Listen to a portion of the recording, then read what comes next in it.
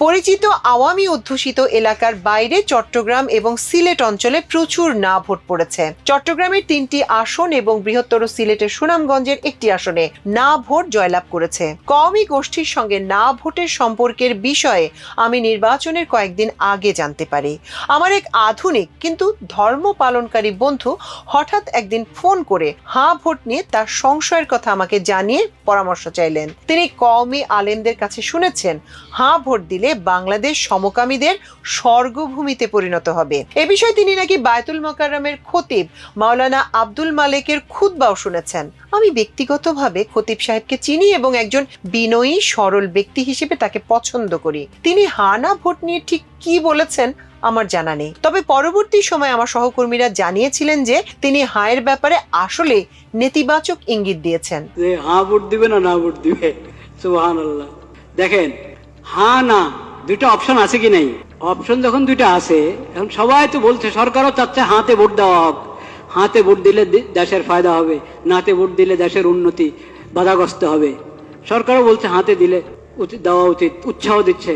অনেক দলকে দিয়ে বলানো হচ্ছে বা অনেক দল নিজেরাও স্বতঃস্ফূর্ত বলছে হাতে ভোট দেওয়া হোক। কিন্তু অপশন যখন দুইটা আছে, এর মানে নাতে ভোট দেওয়ার অধিকার আছে কি নাই? আছে, নাহলে তো আর দরকার নেই ভোটের। হ্যাঁ না দুটো যখন আমাকে দেখাচ্ছেন যে হাতে ভোট দাও বা নাতে ভোট দাও, এর মানে অধিকার দেওয়া আছে সরকারের পক্ষ থেকে। আপনি নাতেও দিতে পারেন, হাতেও দিতে পারেন। নাতে দিলে এটা অপরাধ হবে না, দণ্ডনীয় অপরাধ হবে নাকি নাতে দিলে? তাহলে আর হ্যাঁ না দুইটার ভোট অপশন রাখলো কেন? আপনি বুঝতে হবে আপনি কি করবেন। বাধ্য হয়ে দিবেন না ভোট, নিজেকে বাধ্য মনে করবেন না যে আমাকে হাতেই দিতে হবে। বাধ্য করে না কেউ আপনাকে, কিন্তু এক ধরনের যন্ত্রণায় ফেলেছে আমাদেরকে। নির্বাচন কমিশন হোক, সরকার হোক, বিদেশিরা হোক, আমাদেরকে এক ধরনের কিসের মধ্যে ফেলেছে? যন্ত্রণায়, পেরেশানিতে ফেলেছে। দেখেন, একটা প্রশ্ন, কথার কথা একটা বোঝার জন্য একটা প্রশ্ন আপনি করলেন, ঢাকা এটা কি বাংলাদেশের রাজধানী না ইন্ডিয়ার রাজধানী? টিক চিহ্ন দিবেন, আপনি হ্যাঁ বা না বলবেন। কি বলবেন? হ্যাঁ, ঠিক আছে। বাংলাদেশ ইন্ডিয়ার রাজধানী, হ্যাঁ বা না, কি বলবেন? না।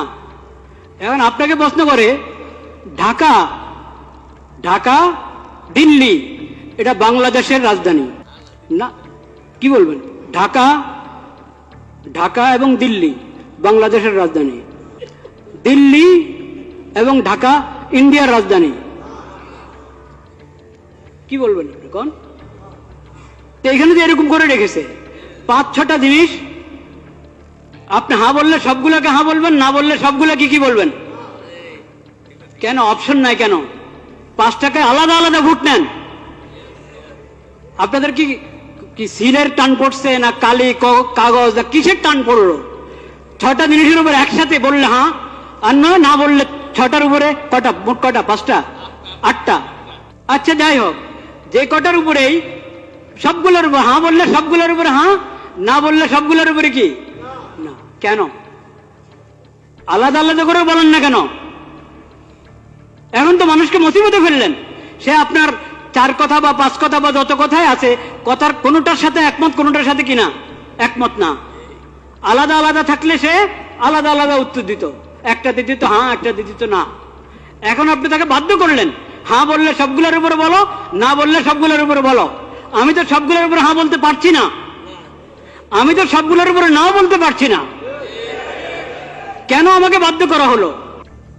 একটা পেরেশানি, একটা যন্ত্রের মধ্যে ফেলা হলো জাতিকে। ভোট দিলে সবগুলোর উপরে হ্যাঁ বলো, আর না বলতে হলে সবগুলোর উপরে না বলো। কিন্তু আপনারা ভয় পাবেন না, হার মধ্যে যেহেতু অনেক অন্যায় কথা আছে, আপনি বুঝে শুনে ভোট দেন।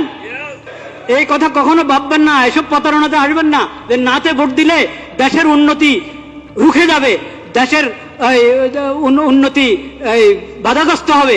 কখনো না। দেশের কিসমত যদি ভালো হয়, জনগণের কিসমত যদি ভালো হয়, শাসকদের যদি নিয়ত ভালো হয়, তাহলে না ভোট, সবাই নার মধ্যে ভোট দিলেও দেশের উন্নতি চলতে থাকবে ইনশাআল্লাহ। আর যদি নিয়ত ভালো না থাকে, কিসমতও ভালো না, নিয়তও ভালো না, এমন যদি হয়, তো সবাই হাতে ভোট দাও, কাজ হবে না। ইসলামী মানবতার কথা বলছেন না, যে মানবতা ইসলাম এবং কোরআনের মাধ্যমে পাওয়া যায়, নবীজির সিরাতের মাধ্যমে পাওয়া যায়, সেটা তো আপনি বলছেন না। মানবিক বাংলাদেশ, নিরাপদ বাংলাদেশ, এটা যে কোনো সেকুলার দ্বারা বলতে পারে। এজন্য শুধু মনোগ্রামের মধ্যে কোনো আয়াত লেখা আছে, শুধু মার্কাটা আরো আকর্ষণীয়, দলের নামটা আকর্ষণীয়, এই কারণে প্রতারিত হয়ে, প্রভাবিত হয়ে ভোট অধিকার ব্যবহার করবেন না। ভোট অধিকার ব্যবহার করতে হলে আপনাকে অনেক চিন্তা ভাবনা করতে হবে, অনেক দোয়া করতে হবে আল্লাহ দরবারে, আল্লাহ আমাকে সঠিক ফয়সালা করার তৌফিক দান করো। যা হোক, আমি বন্ধুকে বললাম, আমাকে তো সবাই কট্টর ইসলামপন্থী বলেই জানে, আমার সমকামীদের ব্যাপারে বিশেষ প্রীতি বোধ করার কোনো কারণ নেই। কওমি আলেমদের সব কথায় বিভ্রান্ত হওয়ার কোনো প্রয়োজন দেখি না। হাতে ভোট না দিলে সেটা জুলাই বিপ্লবের সঙ্গে বিশ্বাসঘাতকতা করা হবে বলে আমি মনে করি। সেই বন্ধুটি ভোট দেওয়ার সময় আমার কথা শুনেছিল নাকি কওমি আলেমদের দ্বারা প্রভাবিত হয়েছিল আমার জানা নেই।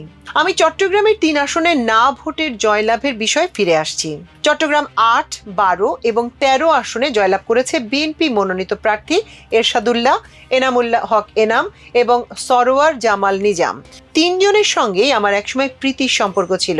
বিশেষ করে এরশাদুল্লাহকে আমি 2008 সালে সেই সময়ের প্রভাবশালী বিএনপি নেতা সাবেক পররাষ্ট্রমন্ত্রী মোর্শেদ খানের প্রবল অসম্মতি উপেক্ষা করে দলীয় মনোনয়ন পেতে সহায়তা করেছিলাম। সেই এরশাদুল্লাহ এবার নির্বাচনী প্রচারে না ভোটের পক্ষে ছিলেন বলে আমার দেশের চট্টগ্রাম ব্যুরো আমাকে জানিয়েছিল। আমি ধরে নিয়েছিলাম এরশাদুল্লাহ তার দলীয় নির্দেশনা প্রতিপালন করছেন। মূল কথা হলো, আমি নিশ্চিত যে কওমি প্রচারণা চট্টগ্রামে না ভোটের আধিক্যের পেছনে গুরুত্বপূর্ণ ভূমিকা রেখেছে। তাছাড়া নির্বাচনী প্রচার চলাকালে হেফাজতে ইসলামের আমির মুহিবুল্লাহ বাবুনগরীর জামাতকে ভোট দেয়া হারাম জাতীয় বক্তব্য না ভোটের ক্ষেত্রেও কাজে দিয়েছে। জামাত এবং এনসিপি জোট দৃঢ়ভাবে হ্যাঁ ভোটের পক্ষে থাকায় কওমি প্রভাবিত চট্টগ্রামের ভোটাররা হয়তো ধরে নিয়েছিলেন জামাতকে ভোট দেয়া যেহেতু হারাম, সে কারণে হাতে ভোট দেওয়াও হারাম। আসলে বাংলাদেশেও ইসলামী বিশ্বের মতোই উম্মার ঐক্য একটি বায়বীয় মিথ হয়েই থাকবে। আমি কখনো কোনো আলেমের কণ্ঠে শাপলা গণহত্যাকারী হিন্দুত্ববাদের গোলাম শেখ হাসিনাকে ভোট দেয়া হারাম এমন কোনো ফতোয়া শুনিনি। বিতর্ক সৃষ্টির আশঙ্কা থাকলেও না ভোটের পেছনে আরো একটি সম্ভাবনার কথা না বলে পারছি না। সারা দেশে চট্টগ্রামের এস আলম একজন লুটেরা অলিগার্ক এবং শেখ হাসিনার লুটপাটের অন্যতম সহযোগী হিসেবে পরিচিতি পেলেও তার এলাকায় তিনি একজন বিশিষ্ট দানবীর, যে কিনা মক্তব, মসজিদ, মাদ্রাসায় মুক্ত হস্তে দান করে থাকেন। দুর্ভাগ্যক্রমে বাংলাদেশের জনগণের মধ্যে দুর্নীতির বিষয়ে এক ধরনের সহনশীলতা মজ্জাগত হয়ে গেছে। সবাই নিজের লাভটা দেখতেই অধিক আগ্রহী। দেশ গোল্লায় গেলে তাদের যেন কিছু আসে যায় না। এলাকায় উদার হস্তে অর্থকড়ি ব্যয় করলেই লোকজন খুশি।